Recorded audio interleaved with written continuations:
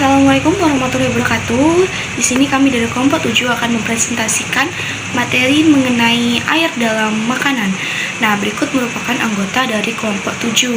Yang pertama ada Erviantina dengan NPM 36, lalu ada saya sendiri dengan nama Justin, NPM 24, kemudian ada Ika Diva Agustin dengan NPM 04, lalu ada Rizka Awalia Rodia NPM 60, dan juga Jenika Kusuma Anggraini dengan NPM 28.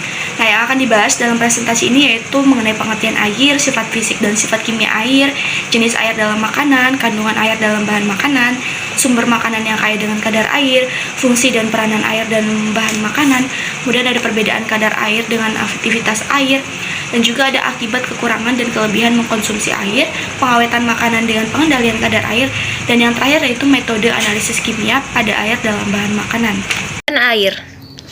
Air adalah substansi kimia dengan rumus umum H2O. Satu molekul air tersusun atas dua atom hidrogen yang terikat secara kovalen pada satu atom oksigen. Kedua atom hidrogen melekat di satu atom oksigen dengan sudut 104,5 derajat. Akibat dari perbedaan elektronegativitas antara H dan O, sisi hidrogen molekul air bermuatan positif dan sisi oksigen bermuatan negatif. Karena itu, molekul air dapat ditarik oleh senyawa lain yang bermuatan positif atau negatif. Air merupakan unsur utama yang terdapat dalam bahan pangan. Bisa dikatakan hampir semua bahan pangan, baik nabati ataupun hewani, mengandung air dan merupakan komponen penting karena air mempengaruhi penampakan, tekstur, serta cita rasa bahan pangan. Bahkan dalam bahan pangan yang kering sekalipun, seperti tepung, buah kering, ataupun sereal, mengandung air di dalamnya, meskipun jumlahnya sangat kecil sekali. Sifat fisik air. Sifat fisik air yang pertama yaitu tidak berwarna, tidak berasa, dan tidak berbau. Yang ketiga memiliki 3 fase yang berbeda yaitu cair, gas, dan padat pada temperatur normal di bumi. Lalu yang ketiga dapat menyerap sejumlah kalor karena memiliki kalor jenis yang tinggi. Yang keempat mempunyai tegangan permukaan yang sangat tinggi. Tegangan permukaan tersebut ini berguna untuk gaya kapilaritas air. Yang kelima, air adalah pelarut yang baik karena kepolarannya, konstanta dielektrik yang tinggi dan ukurannya yang kecil, terutama untuk senyawa ionik dan garam yang polar. Yang keenam yaitu air mempunyai titik didih yang tinggi. Jika tidak mempunyai sifat ini, maka pada suhu yang normal tidak ada laut, danau, sungai, tumbuhan, atau binatang di bumi ini. Lalu yang ketujuh, air mempunyai massa jenis yang lebih kecil dalam keadaan beku bila dibandingkan dengan keadaan cair. Karena sifat ini, maka bagian di dalam lautan meskipun suhunya turun tetap berbentuk cair yang memungkinkan makhluk hidup tetap hidup. Nah, berikut adalah tabel beberapa sifat fisik air. Sifat fisik air yang berupa tekanan uapnya, lalu ada kerapatannya, panas jenis, panas penguapan, daya hantar panas, tegangan permukaan, kekentalan, angka bias, tetapan dielektrik, dan koefisien muai panasnya. Selanjutnya yaitu sifat kimia air.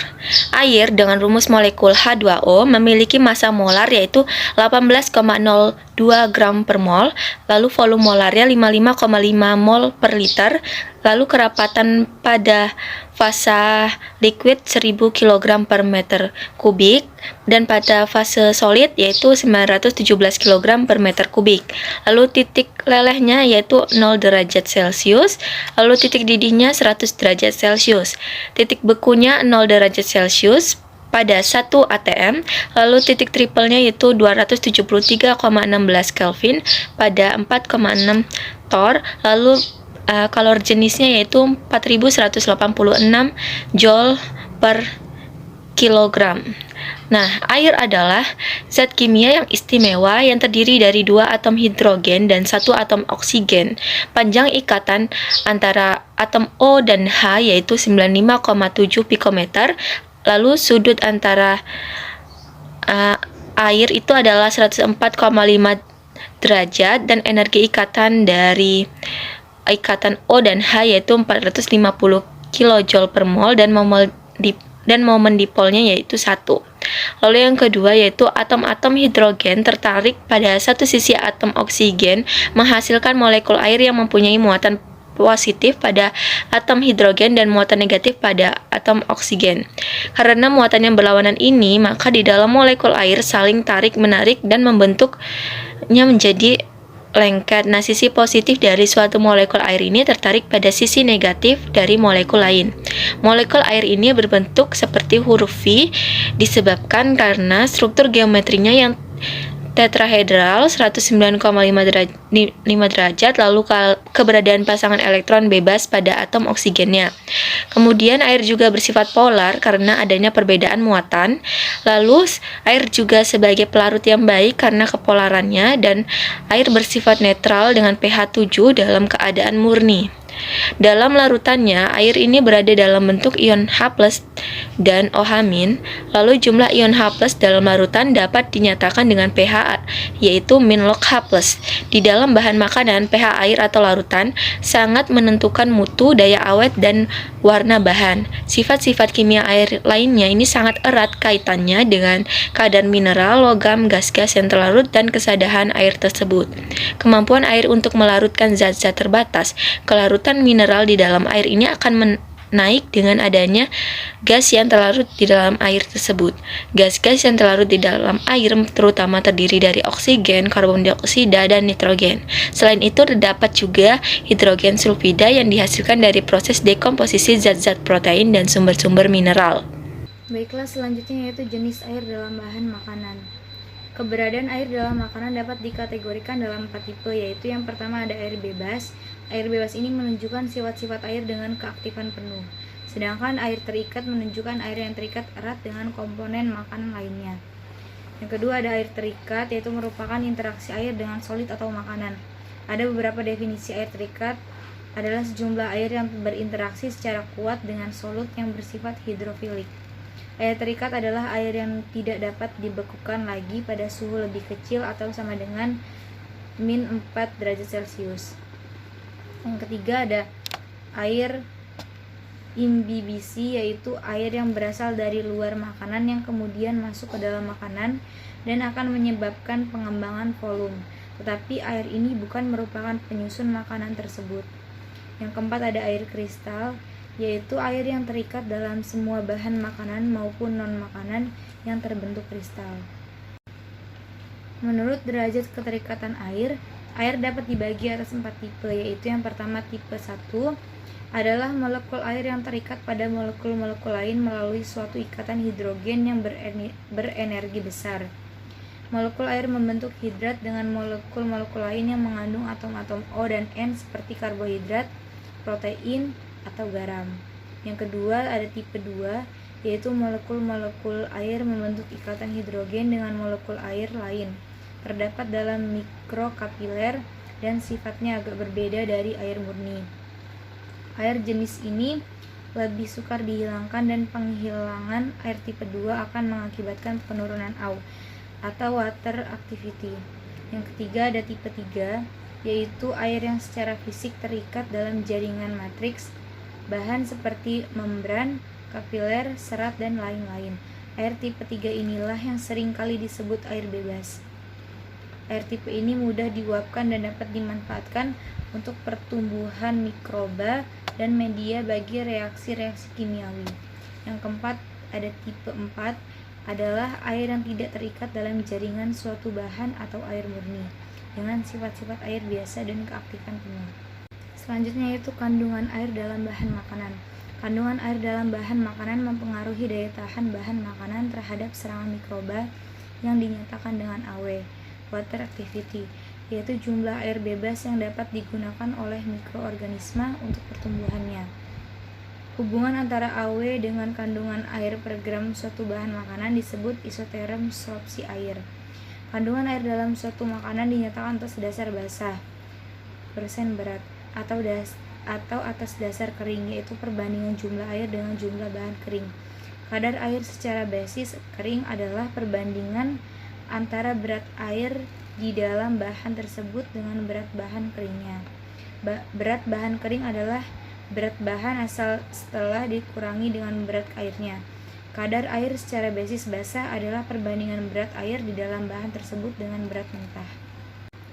Berikut merupakan tabel kandungan air dalam beberapa bahan makanan. Yang pertama ada tomat dengan kandungan air 94%.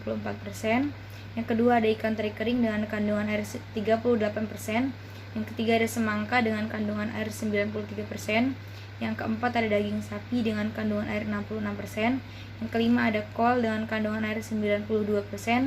Yang keenam ada roti dengan kandungan air 36%. Yang ketujuh ada nanas dengan kandungan air 85%. Yang kedelapan ada buah kering dengan kandungan air 28%. Yang kesembilan ada kacang hijau dengan kandungan air 90%. Yang ke-10 ada susu bubuk dengan kandungan air 14%. Yang ke-11 ada susu sapi dengan kandungan air 88%. Dan yang ke-12 ada tepung terigu dengan kandungan air 12%.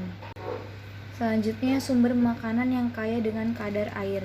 Untuk mendapat kandungan air yang tinggi pada tubuh, kamu bisa memperolehnya dari sayur atau juga buah.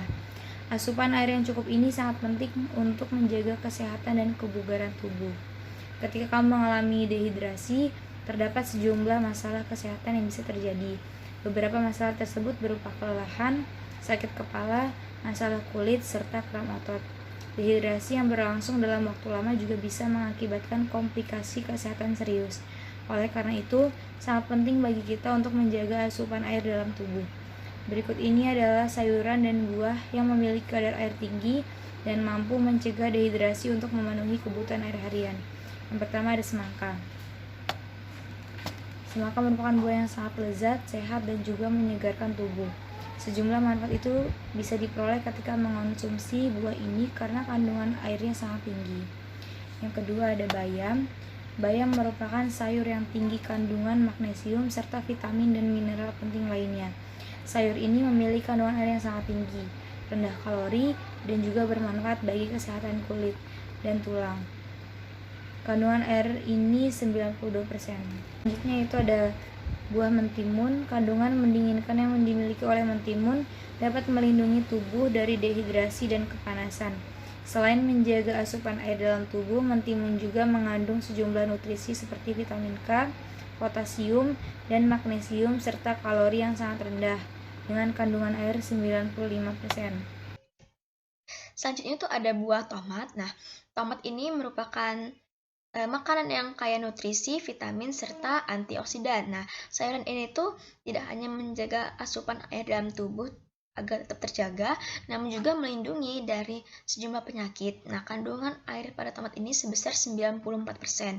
Selanjutnya itu ada jeruk. Nah, jeruk ini memiliki kandungan air yang tinggi dan juga kaya akan vitamin C dan kaya potasium. Nah, jeruk ini dapat meningkatkan kekebalan tubuh serta kesehatan jantung. Nah, buah ini juga kaya dengan antioksidan yang melawan penyakit serta mampu mencegah kerusakan sel dengan mengurangi peradangan. Nah, kandungan air pada jeruk ini sebesar 88%. Selanjutnya ada stroberi. Nah, stroberi ini sekitar 91% berasal dari air dan sangat disarankan untuk dikonsumsi sehari-hari. Nah, buah ini nih kaya akan serat, antioksidan, vitamin, dan juga mineral. Selanjutnya ada buah belewah. Nah, buah belewah ini merupakan buah yang sangat menyegarkan, mengandung banyak air, serta bernutrisi. Nah, buah ini juga kaya dengan vitamin A dan C yang sangat bermanfaat untuk sistem kekebalan tubuh. Kandungan airnya sebesar 90%. Selanjutnya ada nanas. Nah, nanas ini bersifat diuretik dan inflamasi. Buah berwarna kuning ini mengandung 85% air dan termasuk dalam makanan yang berkalori rendah. Hal ini dapat meningkatkan terjadinya hidrasi sel yang dapat mengoptimalkan proses oksigen yang bisa mencegah kita dari dehidrasi. Nah, selain itu juga, nanas juga mengandung enzim bromelain yang sangat baik bagi pencernaan. Nah, kandungan vitamin C, potasium, dan magnesium yang tergantung pada nanas ini dipercaya dapat meningkatkan sistem kekebalan tubuh dan mengurangi resiko penyakit dan infeksi. Selanjutnya itu ada kol. Nah, kol ini mengandung 92% air dan mengandung juga vitamin dan mineral seperti kolin yang tidak dapat ditemukan pada makanan manapun selain kol. Nah, selain mencegah dehidrasi, kolin pada kol ini dapat menjaga kesehatan otak, dan metabolisme tubuh.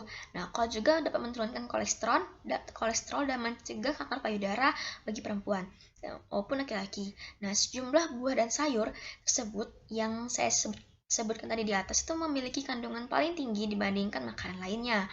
Nah, oleh karena itu disarankan untuk mengkonsumsi makanan-makanan yang telah dijelaskan tadi. Selanjutnya itu adalah fungsi dan peranan air dalam makanan. Nah, fungsi air dalam makanan adalah sebagai berikut. Yang pertama itu dapat mempengaruhi penampakan tekstur serta cita rasa makanan. Yang kedua, air dalam bahan makanan itu menentukan kesegaran dan daya tahan makanan. Kerusakan bahan makanan seperti pembusukan oleh mikroba yang ditentukan oleh kandungan air di dalam makanan tersebut. Nah, selain itu juga air dalam bahan makanan itu menentukan komposisi yang dapat menentukan kualitas bahan makanan tersebut. Pembahasan yang selanjutnya itu mengenai perbedaan kadar air dengan aktivitas air. Nah, kadar air itu bisa didefinisikan dengan kandungan air yang ada dalam suatu makanan. Nah, kadar air itu biasanya dipengaruhi oleh tingkat kelembapan udara di sekitar makanan tersebut. Bila kadar bahan air rendah dan kelembapan udara di sekitar bahan tersebut tinggi, maka makanan tersebut menjadi tingkat kelembapannya menjadi tinggi atau bahkan bisa basah. Bila suhu bahan makanan rendah, maka akan terjadi kondensasi dan dapat merupakan media pertumbuhan mikroba yang baik seperti kapang atau hamir.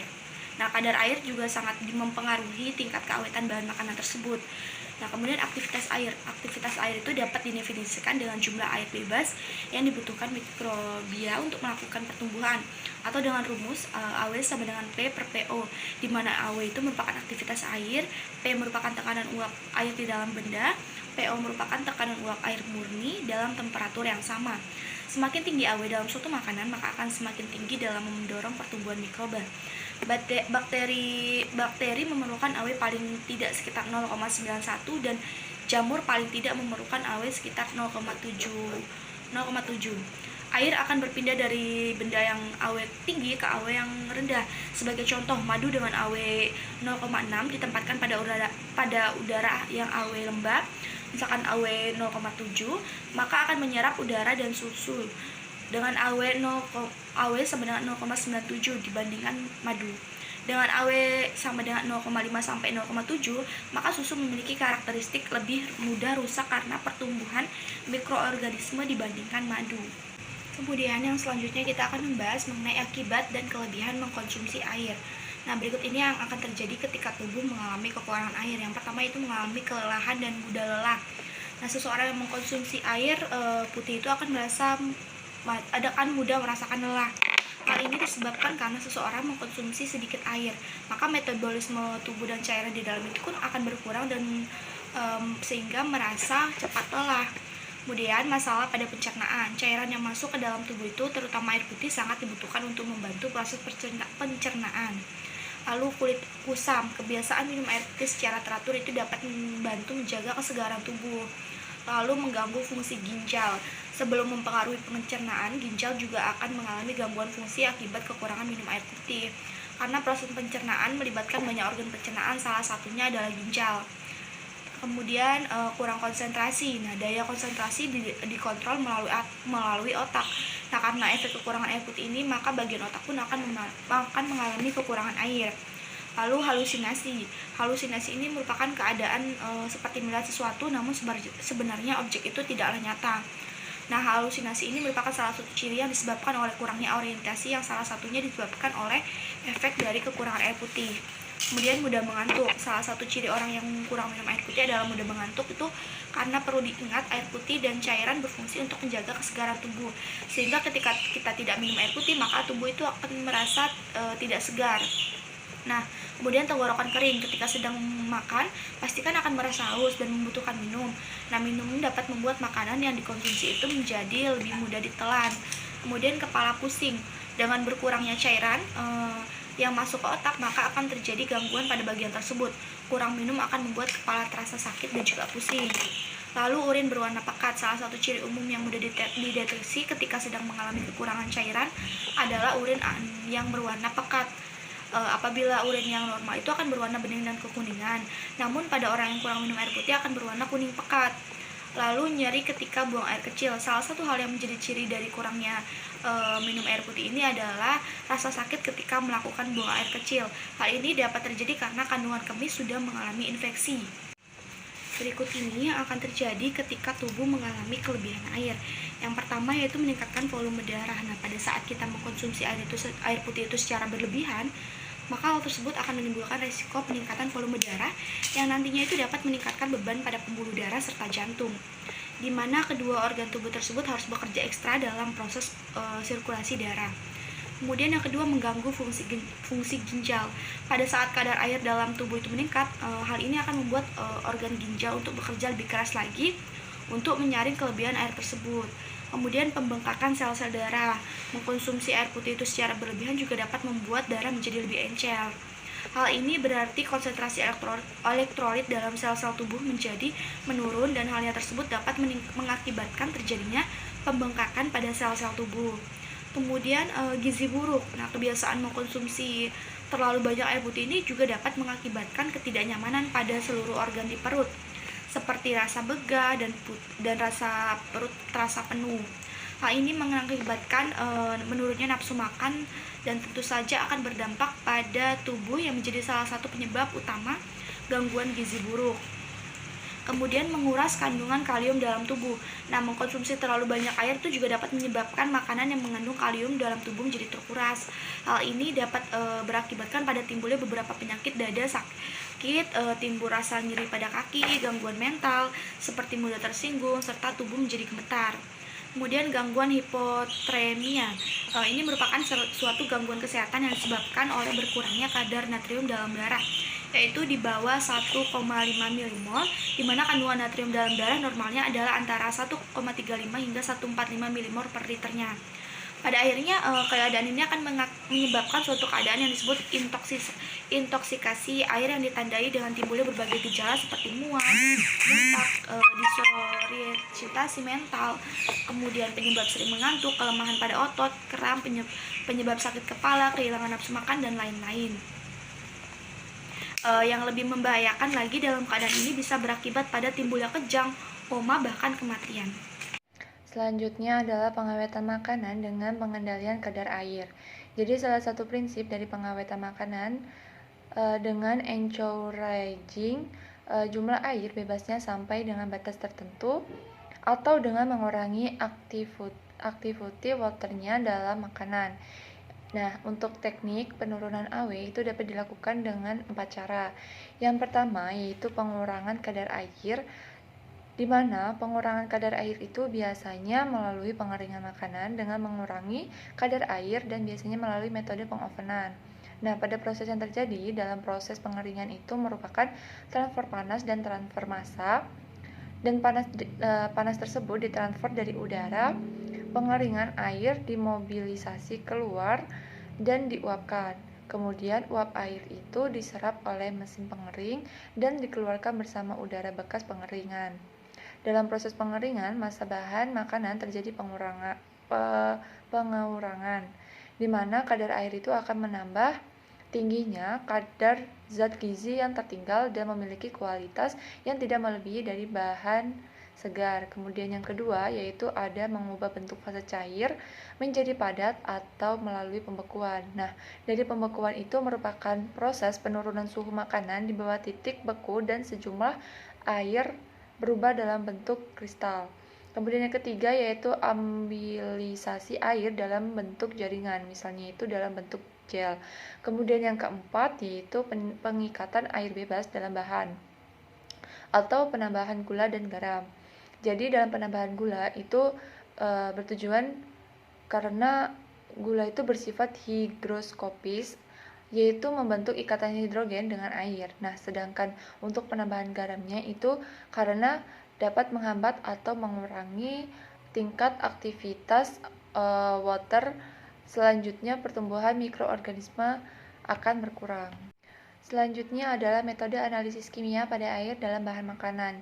Nah, yang pertama itu ada analisis kadar air metode langsung, di mana pada analisis kadar air metode langsung itu dilakukan dengan cara mengeluarkan air dalam bahan pangan dengan bantuan pengeringan oven, desikasi, destilasi, ekstraksi, dan teknik fisiko-kimia lainnya.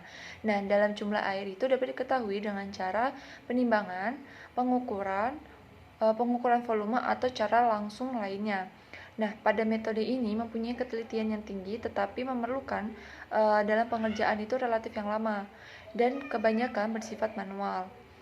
Untuk metode analisis kadar air secara langsung ini terbagi menjadi 5 macam, yaitu yang pertama ada metode gravimetri atau pengeringan dengan oven. Cara ini dilakukan dengan mengeluarkan air dari bahan dengan proses pengeringan dalam oven, yaitu oven udara atau oven vakum. Hal ini berdasarkan tekanan yang digunakan saat pengeringan. Nah, ada 2 macam metode gravimetri, yaitu metode oven udara dan metode vakum. Di mana yang pertama ada metode oven udara.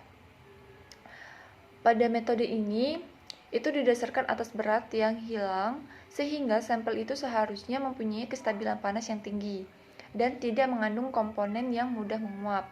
Air juga dikeluarkan dari bahan pada tekanan udara 760 mmHg, sehingga air itu menguap pada suhu 1000 derajat Celcius, yaitu sesuai dengan titik didihnya.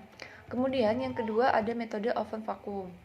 Pada metode oven vakum ini memiliki kelemahan dari pengeringan dengan oven udara yang diperbaiki dengan metode oven vakum. Nah, pada metode ini sampel itu dikeringkan dalam kondisi tekanan rendah atau vakum sehingga air itu dapat menguap di bawah titik normal, yaitu 1000 derajat Celcius. Misalnya antara suhu 60 sampai 700 Celcius. Pada suhu 60 sampai 700 derajat Celcius itu tidak terjadi penguraian senyawa dalam sampel selama pengeringan. Kemudian yang kedua ada destilasi azeotropik, di mana pada metode tersebut itu diterapkan pada dua metode. Yang pertama yaitu destilasi langsung dan destilasi azeotropik. Nah, di sini destilasi langsung itu di mana air itu diuapkan dari pelarut yang immiscible atau tidak dapat bercampur dengan air yang mempunyai titik didih tinggi. Nah, alat yang digunakan itu biasanya destilasi. Selama pemanasan, air itu akan menguap dikondensasi lalu ditampung dalam gelas ukur dan ditentukan volume airnya untuk mengukur kadar airnya. Kemudian yang B itu ada destilasi azeotropik, di mana air itu diuapkan bersama dengan pelarut yang sifatnya immiscible pada perbandingan yang tetap. Nah, 3 jenis pelarut yang biasanya digunakan itu adalah toluena, silena atau dimetilbenzena, dan tetrakloroetilena. Nah, toluena itu banyak digunakan karena memiliki berat jenis lebih rendah dari air, dan berat jenis toluena itu sekitar 0,866 gram per mili dan silena itu 0,866 sampai 0,87 gram per mili. Sedangkan untuk tetrakloroetilena itu mempunyai berat jenis lebih tinggi dari air, yaitu 1,62 gram per mili. Dalam penggunaan pelarut itu mempunyai berat jenis lebih ringan dari air yang bertujuan agar air itu berada di bawah gelas penampung sehingga pengukuran volume itu lebih mudah.